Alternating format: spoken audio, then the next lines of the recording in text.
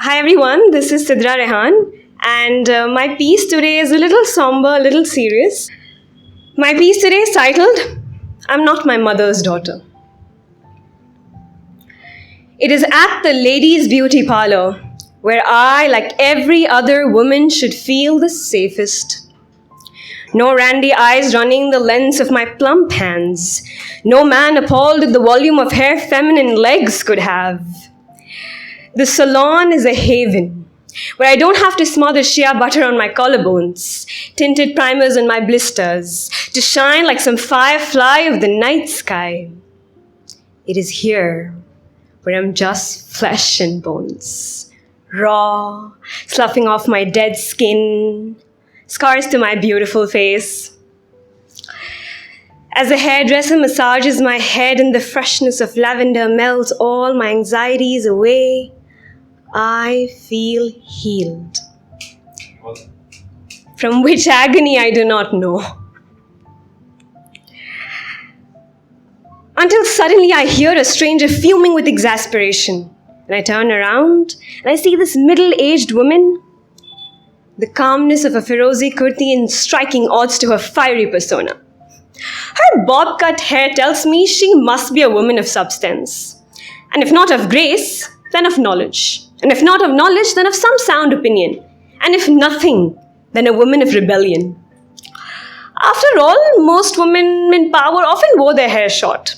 Think about Princess Diana, Indira Gandhi, Kiran Bedi, and many more. This woman looks at me in the eyes, then at her daughter, and finally the hairdresser, addressing us all like we're in a lecture hall. She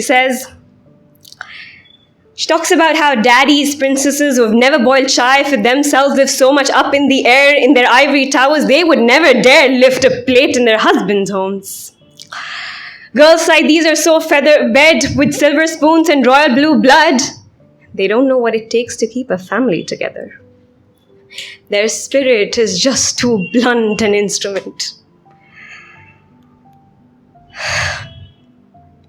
She rambles about how her own daughter has been pampered so much that she has 3 helping hands, a chef, a nanny, and a cleaning lady.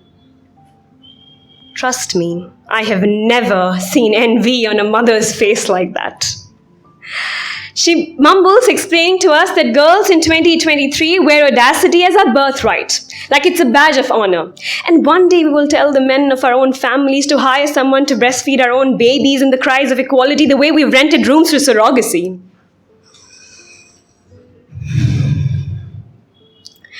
The atmosphere is tense and terse.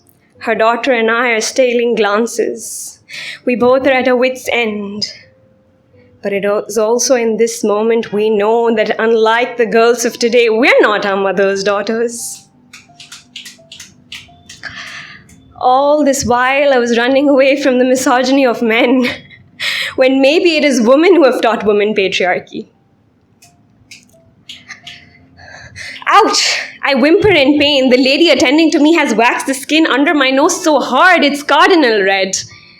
She apologizes, says, sorry ma'am, I didn't mean to. Tries to change the topic and says, by the way, you have a beautiful smile. I'm like, really? Okay, thank you. Yeah, I guess I got my mother's bow-shaped lips. Thankfully, I don't have her tongue.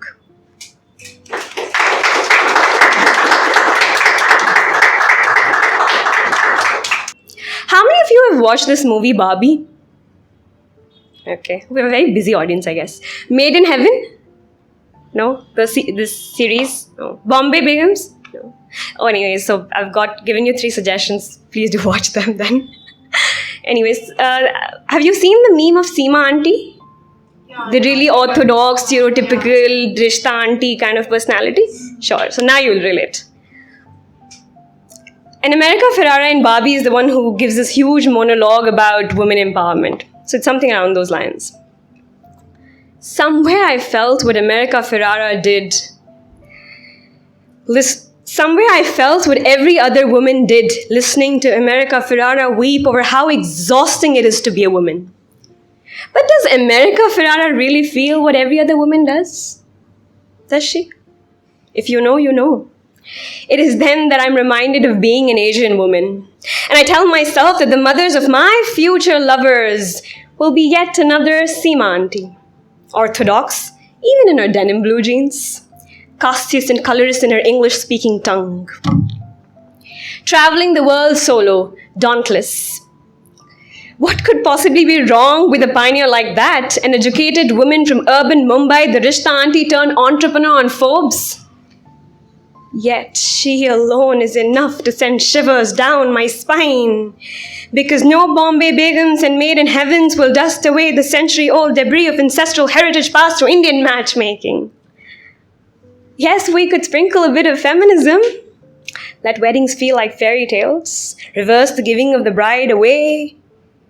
You can never undo some things, can you? Sadly, these women have built fortresses around their walls, have drowned their souls, and will sink anyone who floats their boat. Something tells me choking upon water is the least merciful of all deaths. The last words of my Nani to her daughter were, "A strong woman is a good woman," which I heard is a good woman may not always be a happy woman. And before my mother tells me this, just want to say, sorry, Ma, your daughter doesn't have the same courage.